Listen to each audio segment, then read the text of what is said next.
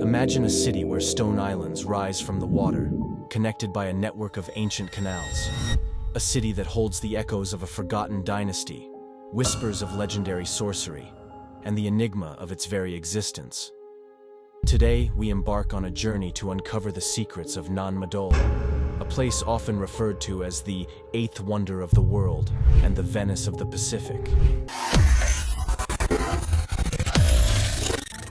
Welcome to Nan Madol, an archaeological marvel nestled on the eastern shore of Pohnpei, a remote island in the western Pacific Ocean.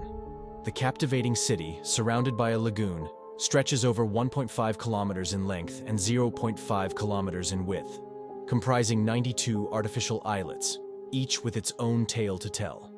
The name Nan Madol, meaning within the intervals, alludes to the intricate canals that crisscross these ancient ruins. The moment you set your gaze upon Nan Madol, it becomes obvious why it has captured the imaginations of thousands of people, tourists, explorers, and scholars alike. Join me as we venture into the heart of this mysterious city and attempt to unlock its history, legends, and the archaeological wonders that make Nan Madol a true testament to the ingenuity of our ancient ancestors. Get ready to uncover the secrets hidden within the intervals. The roots of Nan Madol's significance reach back to the 1st or 2nd century AD. But the ruins we see today were probably built by the Sotalur dynasty. This dynasty was a formidable force that united an estimated 25,000 inhabitants of Pohnpei and held sway over the region for around 500 years. In the 8th or 9th century, the landscape of Nan Madol started to transform, with the construction of islets taking center stage. The megalithic architecture, the hallmark of Nan Madol, began to emerge around 1200 AD, when the Sotalur dynasty supposedly set foot on the historical stage. The details of this monumental construction remain shrouded in mystery. Delving into the megalithic construction poses a challenge. Pohnpeian tradition suggests a fascinating origin, claiming that skilled builders from the Leilu archaeological site on Kosrae migrated to Pohnpei, bringing their expertise to fashion the awe-inspiring Nan Madol complex. Radiocarbon dating, however, suggests an alternative perspective, that Nan Madol predates Leilu, and the legendary accounts of the construction make things even more interesting. There are many Pohnpeian legends that tell about Nan Madol. The most pervasive one is the story of twin sorcerers, Olisipa and Olosopa, who, according to folklore, arrived in a grand canoe in search of a sacred place to honor the god of agriculture. The gods infused them with magical powers so they could build the city with the help of a mythical flying dragon. The passing of Olisipa marked the beginning of the Sotalur dynasty, with Olosopa becoming its first ruler. The Sotalur rulers, descendants of Olosopa, initially governed with benevolence. However, as generations unfolded, their demands on the populace intensified. They became ruthless rulers, and the people were aching for deliverance. The dynasty's reign met its end with the invasion by Isokalekal, a demigod, according to legends. But scholars believe he was the leader of a band of settlers from the nearby island of Kosrae. It seems that he managed to overthrow the Sotalur with the help of the locals.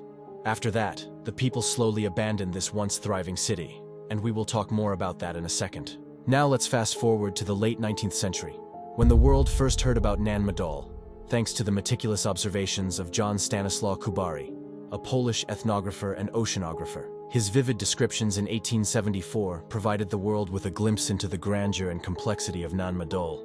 In addition to the mystery of how Nan Madol was actually built, another question looms. What was its purpose? It must have been an incredibly difficult undertaking. So what drove the Sotalur rulers to orchestrate the construction of this unparalleled marvel in the Pacific? At its core, Nan Madol served as a dual entity, a prestigious residence for the nobility and a site for solemn mortuary activities under the watchful eyes of revered priests. The elite center, a realm reserved for the nobility, held a population that likely did not exceed 1,000 and perhaps even less than half that number. And, most likely, the majority were servants. Let us venture into the Madol Pau, the Mortuary Sector, encompassing 58 islets in the northeastern expanse of Nan Madol. This sector, a tapestry of purposeful islets, wasn't merely a collection of structures. It was a symphony of specialized functions.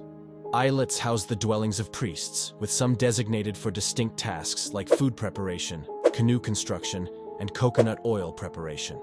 Among the remarkable features is the presence of high walls encircling tombs on specific islets like Pinekittle, Carrion, and Lamenku. However, the crown jewel is the royal mortuary islet of Nandawas, where towering walls, standing 5.5 to 7.5 meters high, enfold a central tomb enclosure within the main courtyard, an enduring testament to the first Sodelur. Life in Nan Madol posed a unique challenge to its inhabitants. Devoid of freshwater or immediate food sources, the city relied on ingenious logistical solutions. During the Sodelur rule, essential supplies of food and water were transported by boat, ensuring the city's sustenance against the backdrop of the lagoon's isolation. Around 1628, the tides of change swept over Nan Madol. Isokalekel's overthrow of the Sodelur marked a shift in the city's dynamics. The Nan-Mwarkis, successors to the Sodelur, found themselves having to gather their own water and grow their own food, ultimately leading to the abandonment of Nan Madol. Also, it probably represented a symbol of oppression, so it was deliberately left to ruin. Today, Nan Madol stands as more than a collection of ruins. It's a testament to the organizational prowess of the Sodelur chiefs, a glimpse into the intricate tapestry of their rituals, and a chapter in human history, etched in stone. So let us delve deeper into the archaeology of this ancient site. Nan Madol's construction commenced around AD 1180, with massive basalt stones hewn from a volcanic plug on the opposite side of Pohnpei, some 30 kilometers away. Imagine the meticulous labor as these stones, each a testament to ancient engineering, were transported to shape the city's foundation. We still have no clue how they did it. The theory of them using bamboo rafts to transport stones that weigh 50 tons sounds ludicrous, or does it? The heart of Nan Madol encompasses 92 artificial islets, skillfully arranged and interconnected by a network of tidal canals. It's not just a city, it's a living puzzle, each islet telling a unique story in stone and coral, forming a breathtaking tapestry. What's even more interesting is that beyond the visible structures lies an underwater realm. Many of the ruins are submerged and unexplored. Nan Madol's archaeological district spans over 18 square kilometers, revealing not just the islets, but also the stone architecture, built upon a coral reef flat that seems to be slowly sinking. Carbon dating takes us back in time, confirming that megalithic construction was initiated in 1180. But still, some contend that its origins span for over 8,000 years. Add to that the legends of sorcery and dragons, and you have the premise for a very interesting story. As with any ancient and monumental structure, there are many myths and legends that have woven a cloak of intrigue around its existence, and that is always fertile ground to sprout strange fringe theories as well as fictional works of art. One of the most notable ideas was the connection with the theories of lost continents, notably the legendary Mu. James Churchward, in his 1926 book, identified Nan Madol as part of Mu, the motherland of man. But is this an ancient truth, or a fanciful tale spun by the currents of time? Some fringe theorists believe that giants built Nan Madol. We already touched upon the theories about giants ruling our planet in the distant past, and I am sure this will not be the last time we mention or talk about that. Also, wherever there's a mystery, ancient aliens are not far away. There were reports of strange orbs of light occupying Nan Madol, and there's an urban legend that anyone who sleeps over at the site does not live to tell the tale. So if you believe in old myths and decide to visit this ancient site, make sure you don't fall asleep.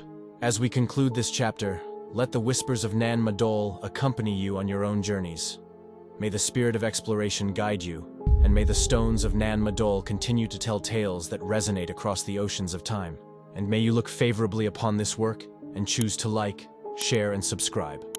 Until we meet again on the shores of discovery, may your paths be adorned with the echoes of ancient stories.